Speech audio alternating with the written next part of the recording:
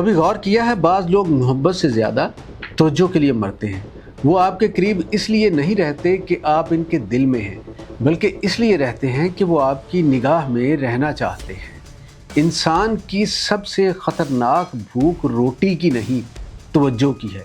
پیٹ خالی ہو تو انسان چند دن زندہ رہ سکتا ہے، مگر اسے مسلسل نظر انداز کیا جائے تو اس کے اندر خاموش موت شروع ہو جاتی ہے۔ یہی وجہ ہے کہ ایک بچہ ماں کی توجہ کے لیے روتا ہے، نوجوان سوشل میڈیا پر تصویریں ڈالتے ہیں اور سیاستدان جلسے کرتا ہے، اینکر چیختا ہے، شاعر دکھ سناتا ہے اور بعض لوگ نفرت تک صرف اس لیے پھیلاتے ہیں کہ کوئی انہیں محسوس کرے۔ توجہ دراصل انسان کے وجود کی تصدیق ہے۔ جب کوئی ہمیں دیکھتا ہے، سنتا ہے، سراہتا ہے، جواب دیتا ہے تو ہمارے اندر ایک خاموش احساس پیدا ہوتا ہے کہ میں ہوں، اور جب یہ احساس چھن جائے تو انسان اندر سے بکھرنے لگتا ہے۔ نفسیات کہتی ہیں کہ انسان کی شخصیت بچپن ہی میں توجہ کے تجربات سے تشکیل پاتی ہے۔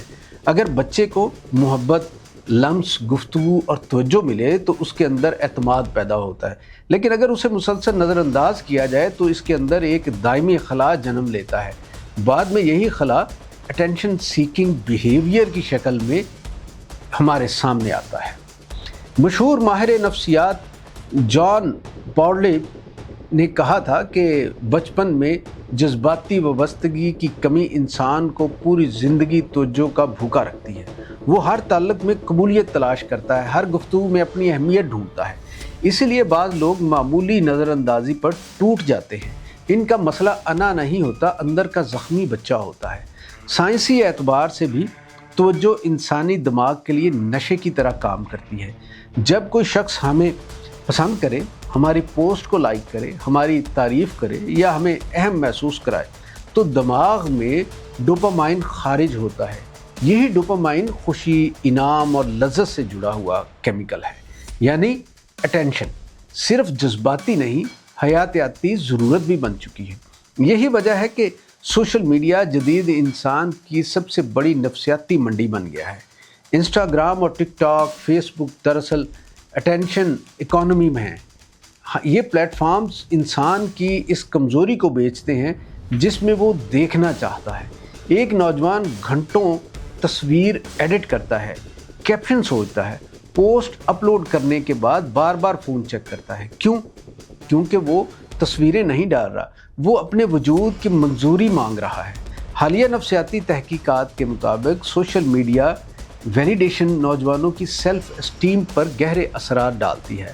ہارورڈ بزنس ریویو اور دیگر مطالعات کے مطابق مسلسل آن لائن اپروول کی خواہش اینزائٹی، ڈپریشن اور ایموشنل ڈپینڈنسی کو بڑھا رہی ہے۔ انسان اب خوش ہونے سے زیادہ نظر آنے کی کوشش کر رہا ہے۔ یہ انسانی تاریخ کا عجیب سا دور ہے۔ لوگ پہلے محبت کرتے تھے، اب اٹینشن کلیکٹ کرتے ہیں۔ پہلے تعلقات دل سے بنتے تھے، اب نوٹیفیکیشن سے بنتے ہیں۔ اب انسان تنہائی سے نہیں ڈرتا، غیر متعلق ہو جانے سے ڈرتا ہے۔ اور یہ بھوک صرف نوجوانوں تک محدود نہیں رہی۔ ایک سیاستدان اقتدار سے زیادہ توجہ چاہتا ہے، ایک مذہبی خطیب سامعین چاہتا ہے، ایک اینکر ٹی آر پی چاہتا ہے، ایک ادیب قارئین چاہتا ہے۔ حتیٰ کہ بعض نیکیاں بھی خاموش عبادت نہیں رہی، سوشل ڈسپلے بن گئی ہیں۔ فرانسیسی فلسفی کہتے ہیں کہ جدید انسان حقیقت سے زیادہ دیکھے جانے کے عمل میں زندہ ہے۔ یعنی اب انسان ہونے سے زیادہ نظر آنے کی خواہش اہم ہو چکی ہے۔ یہی وجہ ہے کہ لوگ کبھی کبھی منفی اٹینشن بھی قبول کر لیتے ہیں۔ بعض افراد جھوٹ بولتے ہیں، ڈرامے کرتے ہیں، اشتعال انگیز بیانات دیتے ہیں، عجیب ویڈیوز بناتے ہیں، صرف اس لیے کہ کوئی انہیں نوٹس کرے۔ کیونکہ انسانی ذہن کے لیے بعض اوقات نفرت بھی خاموشی سے بہتر محسوس ہوتی ہے۔ نفسیات میں اسے negative reinforcement of attention کہا جاتا ہے۔ اگر انسان کو محبت نہ ملے تو وہ شور پیدا کرتا ہے، اگر عزت نہ ملے تو وہ تنازع پیدا کرتا ہے، اگر قبولیت نہ ملے تو وہ بغاوت پیدا کرتا ہے۔